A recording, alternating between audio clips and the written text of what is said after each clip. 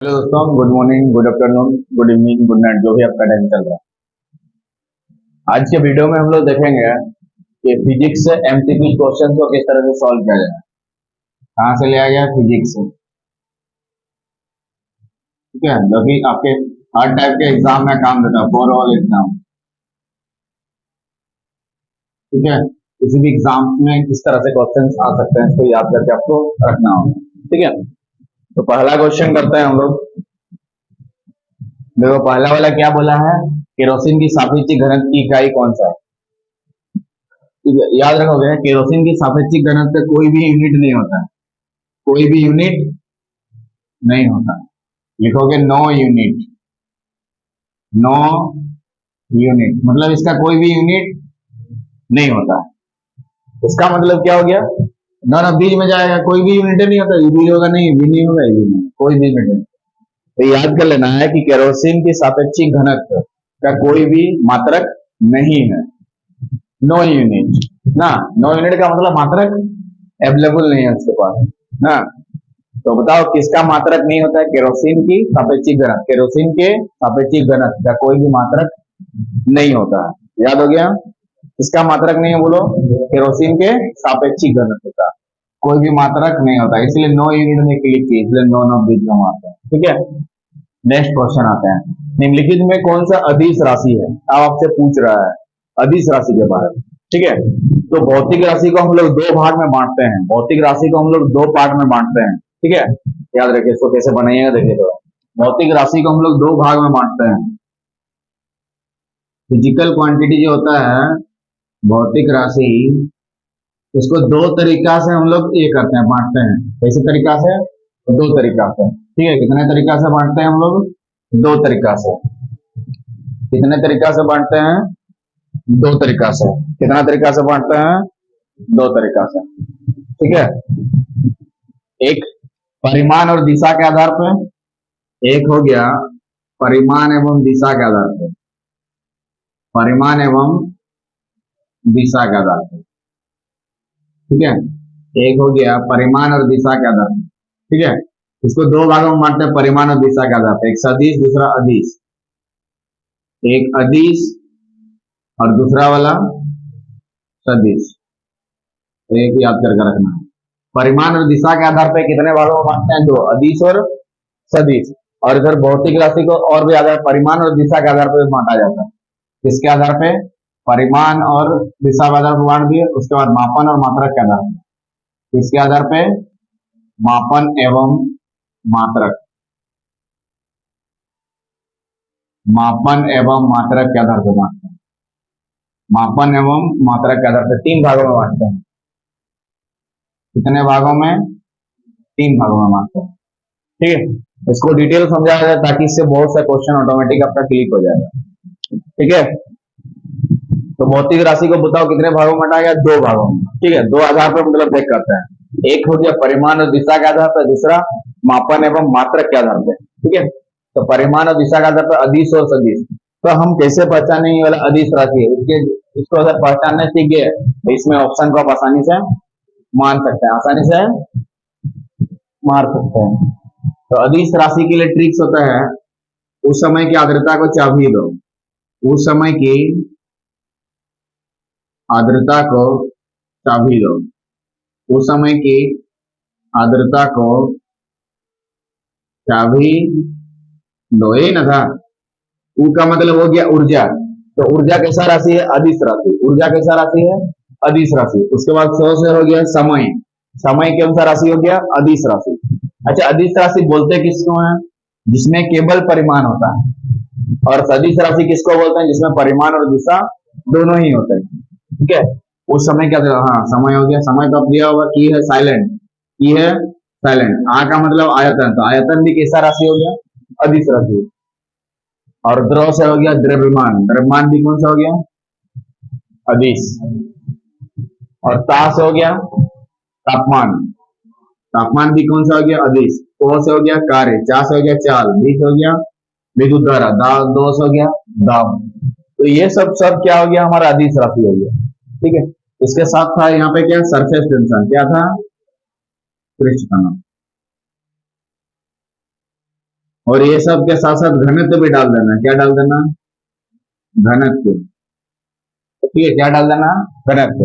तो घनत्व कौन सा राशि हो गया? अदिश राशि। तो आपसे पूछ रहा था कि अदिश राशि कौन सा हो गया? हमारा क्या हो जाएगा? घनत्व। क्या हो जाएगा? घनत्व। क्या हो जाएगा? घनत्व। ठीक है। अब हम जैसे सदिश राशि के बारे में जानते हैं यहाँ पे, कि सदिश राशि के बारे में ट्रिक याद कर लेते हैं। विश्वत बल। विश्वत, हाँ, विश्वत बल। विश्वत बल। चलिए, वी से हो गया विस्थापन, तो विश्वास विस्थापन कैसे हो गया? सदिश राशि। तो ये जो विस्थापन है हमारा कौन सा राशि हो गया? सदिश राशि। ये विस्थापन हमारा कौन सा हो गया? सदिश। विस्थापन हमारा क्या हो गया? सदिश। उसके बाद देखिए, वो से हो गया वेग। वो से हो गया वेग। तो वेग भी हमारा क्या हो गया? सदिश राशि हो गया। क्या हो गया? सदिश राशि हो गया। ठीक है। और उसके बाद आता है वो, तो से त्वरण। तो से त्वरण, और वो से हो गया बल। तो यहाँ पे बल आ गया ना, सदिश हो गया।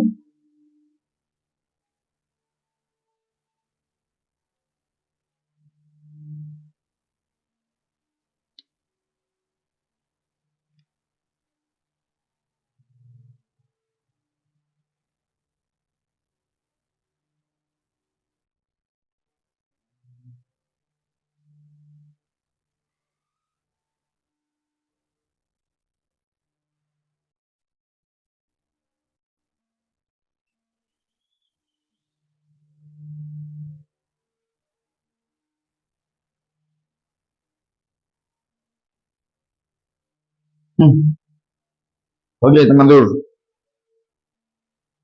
तो इसमें ये वाला सदिश हो गया, ये सदिश है, तो ये वाला क्या हो जाएगा? अदिश। तो आपसे अदिश के बारे में पूछ रहे तो वही हमारा क्या हो जाएगा? बिल्कुल सही आंसर, यानी डी हमारा क्या हो जाएगा? बिल्कुल सही आंसर हो जाएगा ना। डी हमारा क्या हो जाएगा? बिल्कुल सही आंसर हो जाएगा। ठीक। उसका बाद आगे बढ़ते हैं। तो अदिश और सदिश से बहुत इंपॉर्टेंट है, इससे आपसे क्वेश्चन पूछेगा ही। या तो आपसे पूछ सकता है अदिश राशि नहीं है, या तो पूछेगा सदिश राशि नहीं है। तो अगर आपसे पूछेगा अदिश राशि नहीं है, इसका मतलब वो तुमसे बोलना क्या पूछ रहा है? सदिश वाला कौन सा है, क्लिक करो। अब अगर आपसे पूछे इसमें से कौन सा सदिश राशि नहीं है, इसका मतलब अदिश के बारे में पूछ रहा है। इसका मतलब इसमें से कोई एक दो हो सकता है क्या? इसलिए ट्रिक को याद करना जरूरी है, ताकि आपका कंफ्यूजन न हो। आगे बढ़ते हैं। कोणीय विस्थापन का मात्रक क्या है? इसमें से कौन सा कोणीय विस्थापन का मात्रक है? कोणीय विस्थापन का मतलब होता है, देखिए यहाँ पे थोड़ा सा आगे समझा देते हैं ताकि ये जो कॉन्सेप्ट आपका आसानी से बन जाए। मापन और मात्रक के आधार पर हम लोग क्या मान रहे थे? तीन भाग में मानते हैं। ठीक है, कितने भाग में? तीन। एक मूल राशि, एक मूल राशि, और मूल राशि वो होता है जो किसी राशि के ऊपर निर्भर नहीं करता है। मूल राशि किसको बोलते हैं? वैसे राशि जो किसी राशि के ऊपर निर्भर नहीं करता है। उसकी संख्या टोटल 7 होती है। कितनी होती है? 7। क्या क्या होती है? लंबाई, द्रव्यमान, समय, तापमान, विद्युत धारा, ये सब होता है। विद्युत धारा, ज्योति तीव्रता और पदार्थ की मात्रा, ये सब मोल होता है। पदार्थ की मात्रा कैसा है? मात्रक मोल। ठीक है। और दूसरा व्युत्पन्न राशि। व्युत्पन्न राशि जो मूल मात्राओं की सहायता से व्यक्त कर सकते हैं, उसको बोलते हैं डिराइव क्वांटिटी। और तीसरा होता है पूरक मात्रा, पूरक राशि। ठीक है। तीसरा क्या होता है? पूरक राशि। वहां से क्वेश्चन पूछ सकता है ज्यादा। पूरक राशि क्या?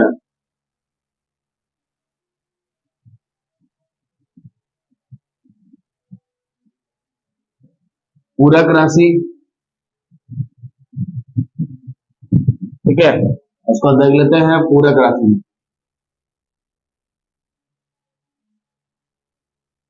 ठीक है। तो पूरक राशि हमारा दो तरह का होता है। कितना तरह का? दो तरह का होता है। कितना तरह का हो गया? दो तरह का। पूरक राशि दो तरह, एक समतल कोण, दूसरा घन कोण। बहुत इंपॉर्टेंट है, यहाँ से क्वेश्चन पूछता है। समतल कोण, समतल कोण, अगर समतल कोण मिल गया तो इसका मात्रक होता है रेडियन। समतल कोण मिल गया तो इसका मात्रक होता है रेडियन। समतल कोण मिल गया है, इसका मात्रक होता है रेडियन। समतल कोण का मात्रक होता है क्या? रेडियन।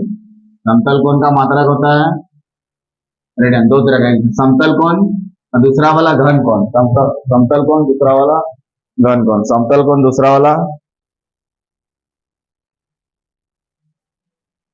दूसरा वाला घन कोण। दूसरा वाला इधर देखते हैं।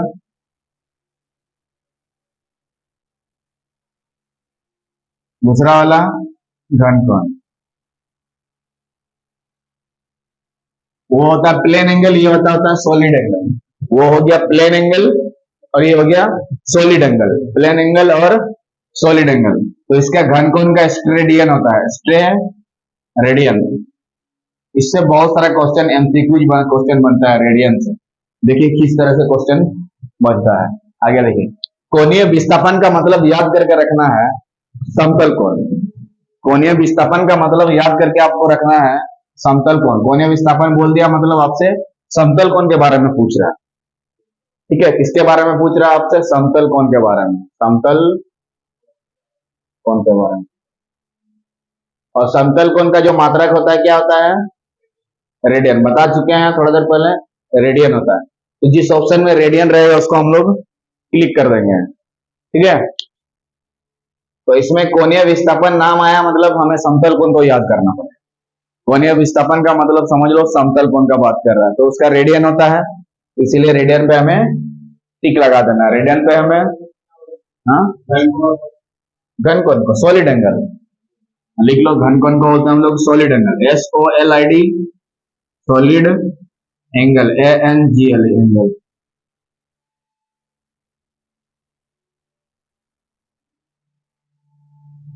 या उसके बाद देखिए, वो कोण जो किसी वृत्त के त्रिज्या के बराबर लंबाई के चाप दरों से केंद्र पर बनाया गया हो, क्या कोण कहलाता है? थोड़ा देखिए क्या बोल रहा है, ध्यान दीजिए थोड़ा सा। वो कोण, वो कोण जो वृत्त के त्रिज्या द्वारा, वृत्त का त्रिज्या कहाँ है? यहाँ है, यही होता है वृत्त का त्रिज्या ना, यहाँ से। अब इधर भी त्रिज्या ले सकता है, ये भी तो वृत्त का त्रिज्या है। जो वृत्त के त्रिज्या के बराबर लंबाई के चाप द्वारा, तो वृत्त का त्रिज्या जितना लंबा है इधर भी इसका चाप भी उतना ही लंबा है। ये वाला को चाप बोलते हैं। यहाँ से यहाँ जो दूरी है, ये ए है, ये बी हमारा क्या हो गया? चाप हो गया। ये बी को हम लोग क्या बोलते हैं? चाप, आर्क बोलते हैं इंग्लिश में। क्या बोलते हैं? आर्क। तो इस चाप के द्वारा, इस त्रिज्या की मदद से यहाँ जो कोण बनता है वो क्या कहलाता है? बोल रहा है बराबर लंबाई के चाप द्वारा उसके केंद्र पे बना है। केंद्र कहाँ पे? यहाँ पे ना। इसको सर्किल का क्या बोलते हैं? केंद्र। यहाँ वाला क्या है? ये वाला पॉइंट को क्या बोलते हैं हम लोग? केंद्र। केंद्र पे जो कोण बनता है उसको क्या बोलते हैं हम लोग? रेडियन बोलते हैं। क्या बोलते हैं? रेडियन। वो कोण हमारा समतल कोण कहलाता है। क्या कोण? देखो वो कोण क्या कहलाता है बोला है, आंसर हो जाएगा समतल कोण। लेकिन आपके ऑप्शन में समतल कोण कहीं नहीं दिया है, तो समतल कोण का मात्रक क्या होता है? रेडियन। तो रेडियन में हमें बिल्कुल टिक लगा देना है। रेडियन पे हमें टिक, कोई दिक्कत? आगे बढ़ते हैं। 1 पार्सेक बराबर कितना होता है? सबसे पहले याद कर लेना है कि पार्सेक होता क्या है। दूरी मापने की सबसे बड़ी इकाई को क्या बोला जाता है हम लोग? पार्सेक। दूरी मापने की सबसे बड़ी इकाई को क्या बोलते हैं हम लोग? पार्सेक। ठीक है, दूरी मापने की सबसे बड़ी इकाई क्या कहलाता है? पार्सेक। ठीक है, अब क्वेश्चन होता है 1 पार्सेक में कितना लाइट ईयर होता है? एल वाई का मतलब यहाँ पे होता है लाइट ईयर। और लाइट ईयर क्या होता है थोड़ा समझा दो। प्रकाश द्वारा निर्वात में एक वर्ष में टोटल तय की गई दूरी को क्या बोलते हैं हम लोग? Light year. ठीक है, तो लाइट ईयर। और 1 लाइट ईयर में कितना होता है याद करके रखना है। 1 लाइट ईयर भी याद करके रखना है कितना? 9.46 इंटू 10 का पावर कितना होता है? 15 मीटर। याद करके रखना 9.46 इंटू 10 का पावर 15 मीटर, एक लाइट ईयर बराबर होता है 9.46 इंटू 10 का पावर। और लाइट ईयर का मतलब ये समझ नहीं लेना कि समय का मात्रक है। ईयर का मतलब ये समझ मत लेना कि समय का मात्रक है। ये किसका मात्रक होता है? दूरी का। ठीक है, एल दूरी का मात्रक होता है। किसका? दूरी का। दूरी का।